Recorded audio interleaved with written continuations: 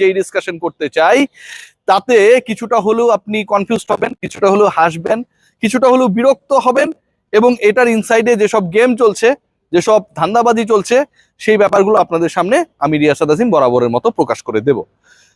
Bangladesh premier league BPL বিসিবির flagship tournament, flagship programme, এবং এই প্রোগ্রামটা যতবারই আয়োজিত হয়েছে 12th এডিশনের অপেক্ষা প্রতিবারই কোনো না কোনো বিতর্ক ছিল। বাট এবারের আসর নিয়ে বিতর্ক হবে, আলোচনা হবে, সমালোচনা হবে, কাদা ছোড়াছড়ি হবে, নোংরামি হবে, ডার্টি গেম প্লে হবে, সেটা আমরা বিশ্বাস করতে চাইনি। কারণ আমিনুল ইসলাম বুলবুল ভাই যত সমালোচনাই করি না কেন, দিন শেষে তার একটা ফ্রেশ ইমেজের জায়গা রয়েছে। আইসিসিতে কাজ করেছেন, ডেডিকেটেড সোল, অনেক জায়গায় ম্যানেজারিয়াল কাজ করতে গিয়ে হয়তো কিছুটা হলেও হোঁচট খেয়েছেন, আটকে গেছেন, বাধা পেয়েছেন, কিন্তু সেই ট্রাস্টের জায়গাটা সবসময় আমাদের ছিল। কিন্তু আপকামিং বিপিএল নিয়ে যে মহানাটক হতে যাচ্ছে, সেই নাটকটা সবকিছুকে হার মানায়। যতটুকু খবর রয়েছে যে ধরেন আমি একটা ফ্র্যাঞ্চাইজির ওনার হইতেই পারি, অথবা মিস্টার ক একটা ফ্র্যাঞ্চাইজির ওনার, সেটা হতেই পারে, মিস্টার এস একটা ফ্র্যাঞ্চাইজির ওনার হতেই পারে, একই ওনার 3-4টা ফ্র্যাঞ্চাইজিতে ইনভেস্ট করছে এবং সেটার আপনি কোনো প্রমাণ পাবেন না। সেই ইনভেস্টমেন্ট নিয়ে এখন এতটা নিজেদের মধ্যে নেগোশিয়েবল সিচুয়েশন ক্রিয়েট হয়েছে যে বিপিএল এ, যেই বিপিএল 5 দলের বলে আমরা জানি, সেই BPL is going to be a tournament of 6 team. 6 দলের বিপিএল নাকি হতে যাচ্ছে। নতুন আলোচনা, নতুন আপডেট, সব দিক থেকে এটা সবাই শুনেছে, সবাই জানে। প্রেস বক্সে আমরা যখন আলোচনা করছিলাম সেই আলোচনাটা ছিল। এখন যখন 5th ডের খেলা শেষ হয়ে গেছে বাংলাদেশ, 4th ডের খেলা শেষ হয়ে গেছে বাংলাদেশ আয়ারল্যান্ড, ঠিক তখনও এই আলোচনাটা বিদ্যমান।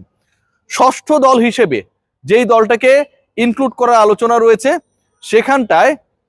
সেখানটায় আলোচনায় হচ্ছে নোয়াখালী। 1 নাম্বার আলোচনা হচ্ছে নোয়াখালী, যে নোয়াখালীকে নিয়ে বিপিএল এর হাইপটা বাড়ানো যায় কিনা। এর মানে কিন্তু এই না যে নোয়াখালীর কোনো ওনার এখানটায় আসলো, ওনারকে সেই আলোচনা আমি আসছি। এবং 2 নাম্বার যে আলোচনাটা রয়েছে যে খুলনা, যে খুলনাকে এখানটায় অ্যাড করা যায় কিনা।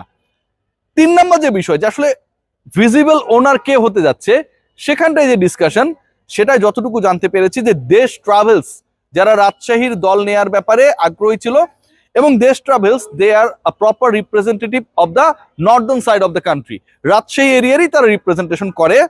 সেই দেশ ট্রাভেলসের সাথে বাংলাদেশ ক্রিকেট বোর্ডের একজন খুব কি বলবো নতুন director, but he is very much influential, তার একটা নেগোসিয়েশন হয়েছে। সেই রিপোর্টস গুলো নিশ্চয়ই আমি করব। আপাতত একটু নারী নিয়ে ব্যস্ত, নারীদের ইস্যুগুলো নিয়ে ব্যস্ত, সেগুলো আসবে। সে যেই হোক না কেন, তার একটা যেভাবেই হোক দল পেতে হবে, দিতে হবে, এরকম একটা সিচুয়েশন উপর লেভেল থেকে এখানটায় মোটামুটি প্রেশার ক্রিয়েট করা হয়েছে, বা প্রেশারটাকে অনেকটা ইম্পোর্ট করে আনা হয়েছে যে উনাকে, ভদ্রলোককে এই দল দেওয়াই লাগবে।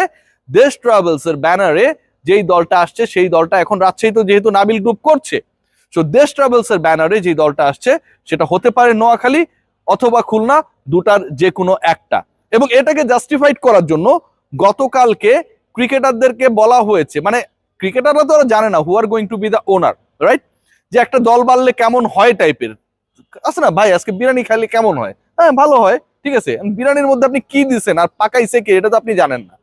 সো এভাবে একটা জাস্টিফাইড করার চেষ্টা করা হয়েছে বা হচ্ছে যে আপকামিং বিপিএল আর একটা দল বাড়াইলে কেমন হয়। কিন্তু এই দলটা যখন আপনি একটা দল বাড়াবেন এবং সেই দলের ওনার বা কো ওনার হবে অপর একটা প্লেইং টিমের কেউ, প্লেইং টিমের ওনারশিপের সাথে যারা জড়িত তাদের কেউ, তারা ইনফ্লুয়েন্স করবে, তখন এখানটায় ভাই 2 নাম্বারই কদর্য ঘটনাগুলো ঘটার সম্ভাবনা অনেক বেশি বেড়ে যায়, এবং সেটা ঘটানোর জন্যই এটা করা হচ্ছে। আমার 2টা দল খেলছে, আমি ফিক্সড করব যে কে জিতবে কে হারবে, আমি ফিক্সড করবো আমার 11 কেমন হবে না হবে। আইপিএল, বিপিএল, সিপিএল, এই যে বিভিন্ন এল গুলো রয়েছে, এগুলোর সাথে যারা জড়িত ওনারশিপে, দে আর ভেরি মাচ ইনফ্লুয়েন্সিয়াল, এবং টিম তাদের মতো করেই হবে। সো আপকামিং বিপিএল আমার কাছে মনে হয় এটা একটা বড় ধরনের সেটব্যাক হতে যাচ্ছে। এর থেকেও ভয়াবহ তথ্য আপনাদের সাথে আমি একটু শেয়ার করতে চাই, সেটা হচ্ছে বিপিএল গভর্নিং বডি বা গভর্নিং কাউন্সিলের ব্যাপারে আপনারা সবাই জানেন। The news I have till now, সেই গভর্নিং বডি বা গভর্নিং কাউন্সিলে যারা রয়েছেন তাদের প্রভাব নেই বললেই চলে। Aminul Islam Bulbul is playing a very dummy role. Aminul Islam বুলবুলের এখানে কোনো ইফেক্টিভ রোল নেই, তিনি গভর্নিং কাউন্সিলের চেয়ারম্যান। রিয়েলি আমিনুল ইসলাম বুলবুলের এখানটায় কোনো ধরনের ইফেক্টিভ রোল নেই, though he is the governing council chairman. এবং একই সাথে এখানটায় মেম্বার সেক্রেটারি হিসেবে যিনি রয়েছেন, যতটুকু শোনা যায় আকাশে বাতাসে, ডানে বামে, মাটিতে, অন্তরিক্ষে, তাতে তারও কোনো ভূমিকা খুব বেশি নেই। So who is the main mastermind, godfather for arranging the upcoming BPL, for ensuring the number of teams? কে সে? এটা একটা বড় প্রশ্ন, এবং এই সংক্রান্ত আলোচনাগুলো, ডিসকাশনস গুলো খুব দ্রুত আপনাদের সামনে আমি নিয়ে আসবো। সো এই যে ঘটনাগুলো ঘটছে, যে আপনি আপনার মতো করে কলকাঠি নাড়ছেন, আপনি আপনার মতো করে টিম সিলেকশন করছেন, আপনি আপনার মতো করে গভর্নিং কাউন্সিলকে অকেজো করে দিচ্ছেন, এবং আপনি আপনার মতো করে যাদের ইচ্ছা